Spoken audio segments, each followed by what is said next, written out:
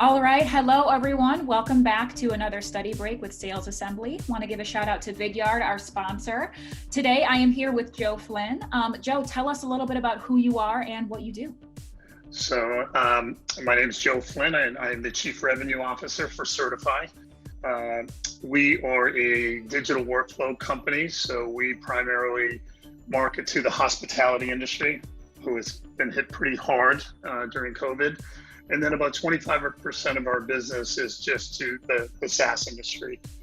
We provide signature capture tools, electronic payment tools, payment capture online.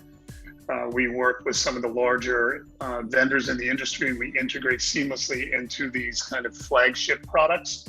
So we have done pretty well over the last 90 days because can you imagine people need to work remotely and people need to capture payments remotely. And so we're weathering the storm, but happy to be here. Wonderful. I'm happy to have you. And there's a lot of areas where I think you can help, most notably right now. You've been working remotely for a long time, and a lot of people right now, especially frontline sales reps, are finding themselves working either from home or remotely for the first time ever in their careers. And what are some quick tips that you have for people who are working from home for the very first time and want to find ways to be productive and efficient?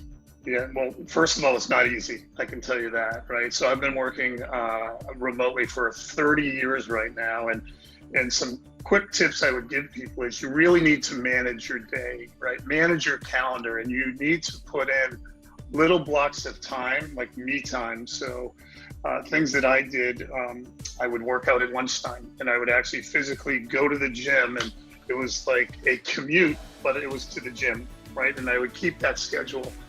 You need to take breaks and kind of, set a time at the end of the day where you're going to end your workday, because you could be sitting in your home and look up and it's 8 o'clock at night.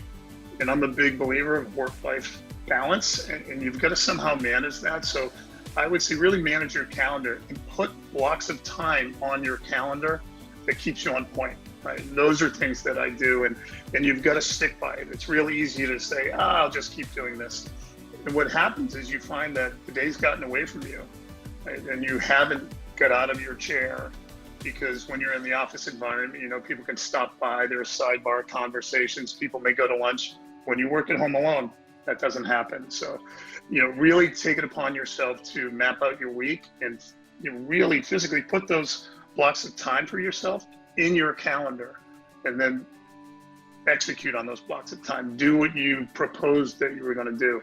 And you'll find that you'll get in a rhythm, and that will really have more of a satisfaction from working home. Keeping the morale up is that you got to do things that were, me time, and you executed upon that. Yeah, the calendar management piece, I think, is a really, really notable thing to do. Do you find, so if I'm a sales manager, it's easy when I have people in the office to be able to know when are people going to be in their seats, when are people going to be on lunch. I can manage sort of the team time. In terms of managing individuals who are all over the place, would you advise managers to let each of the people on their team manage their own calendar, or how much of a stake would you have the managers put in actually planning out the day-to-day of their people from a calendar perspective? I want to empower employees. So I typically say, hey, if I were you, this is how I would do it, right? And give some tips and tricks and ideas. But what works for Joe Flynn might not work for somebody else. So I can give you tips and tricks based off of experience, and then you kind of take that and morph it into what works for your home life. So never want to kind of be draconian about it, but certainly share from experience. And I typically tell our sales team, why I'm telling you this is because I've learned from a mistake I made in the past. I don't want you to repeat that mistake. So it's real school of hard knocks. Don't do it that way. And here's why. And so that typically, the team embraces that. So I want them to own it once I give them an idea. I love that. And mistakes are worth it. You can teach somebody else how to do something the right way.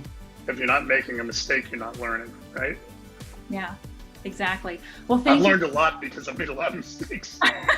Haven't we all? When you mentioned people don't stand up and get out of their desk, I'm like, it's me. I haven't stood up today. I need to go stand up and go do something. So that was wonderful and wildly helpful, Joe. Thank you so much.